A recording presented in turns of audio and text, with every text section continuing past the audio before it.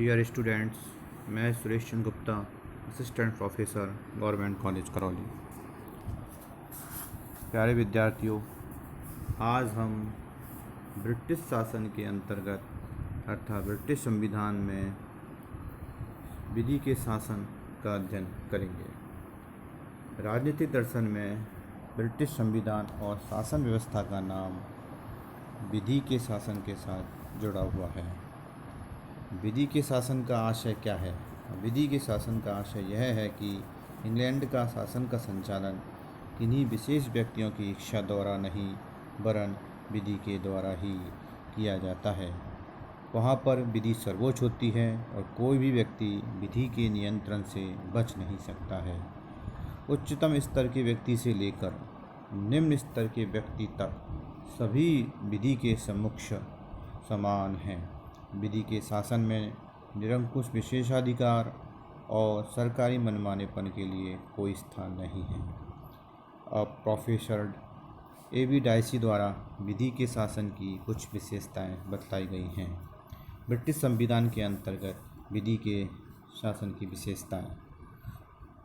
Professor dicey ने Britain में विधि के शासन की 3 प्रमुख विशेषताएं बताई हैं। इसमें प्रमुख नंबर 1 है विधि की सर्वोच्चता। ब्रिटिश शासन व्यवस्था में सर्वोच्च स्थान विधि को प्राप्त है, कोई भी व्यक्ति अथवा सरकारी अधिकारी को नहीं।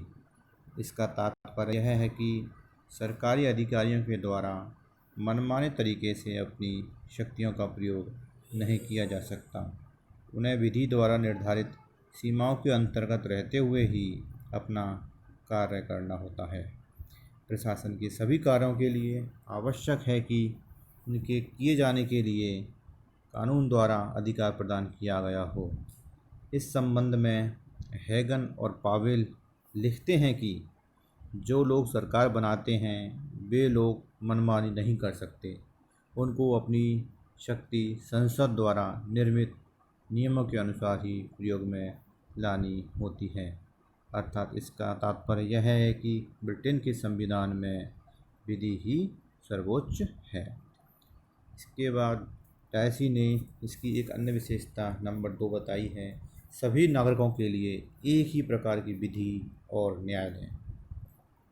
डाइसी के अनुसार विधि की शासन की एक अन्य विशेषता यह है कि सभी व्यक्ति, चाहे उन्हें कोई भी पद या स्थिति प्राप्त क्यों न हो, विधि की दृष्टि में समान है और उनके लिए एक ही प्रकार के कानून तथा न्याय व्यवस्था की स्थापना की गई है। प्रत्येक व्यक्ति राज्य के साधारण कानून के अधीन तथा साधारण न्यायालयों के न्याय क्षेत्र के अंतर्गत है। विधि के शासन की मान्यता के कारण ही ब्रिटेन में फ्रांस जैसे प्रशासनिक न्यायालयों की व्यवस्था नहीं की गई है। प्रशासनिक न्यायालयों से तात्पर्य यह है कि प्रशासनिक अधिकारियों के विरुद्ध उनके द्वारा किए गए उन कार्यों के लिए अभियोग चलाए जा सकते हैं जो उन्होंने अपने पद पर रहते हुए किए हैं। ब्रिटेन की इस कानूनी समानता पर बल देते हुए डाइसी ने कहा है कि हमारे लिए प्रधानमंत्री से लेकर एक सिपाही या कर वसूल करने वाले तक प्रत्येक कर्मचारी का दायित्व प्रत्येक ऐसे कार्य के लिए जो कानून के अंतर्गत मान्य न हो उतना ही है जितना किसी साधारण नागरिक का होता है। इसके बाद डाइसी कहते हैं कि विधि के शासन की एक अन्य विशेषता है विधि का शासन व्यक्ति के अधिकारों का रक्षक।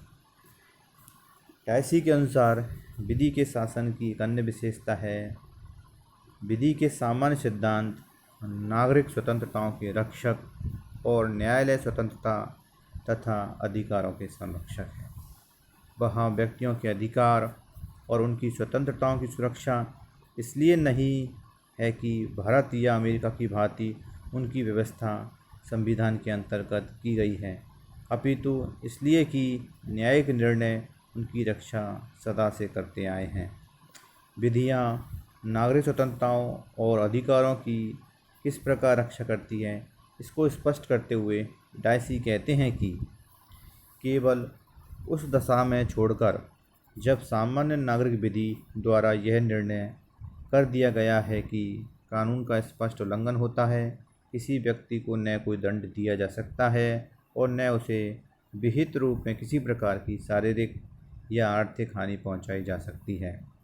इस अर्थ में विधि का शासन शासन की उस प्रत्येक व्यवस्था के विरुद्ध है जो अधिकारी व्यक्तियों द्वारा दूसरों पर प्रतिबंध लगाने की क्षति के व्यापक, स्वेच्छापूर्ण तथा विवेकगत प्रयोग पर आधारित हो।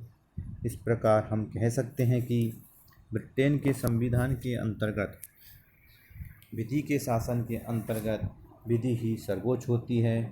वहाँ प्रत्येक नागरिकों के लिए एक ही प्रकार की कानून होता है, न्यायालय होते हैं, चाहे वो व्यक्ति किसी भी पद और प्रतिष्ठा पर ही क्यों न हो, चाहे वो किसी वर्ग से संबंधित क्यों न हो। और किसी व्यक्ति के अगर अधिकारों का हनन होता है तो वो कानून के समक्ष यानी न्यायालय के समक्ष अपने अधिकारों का संरक्षण प्राप्त कर सकता है।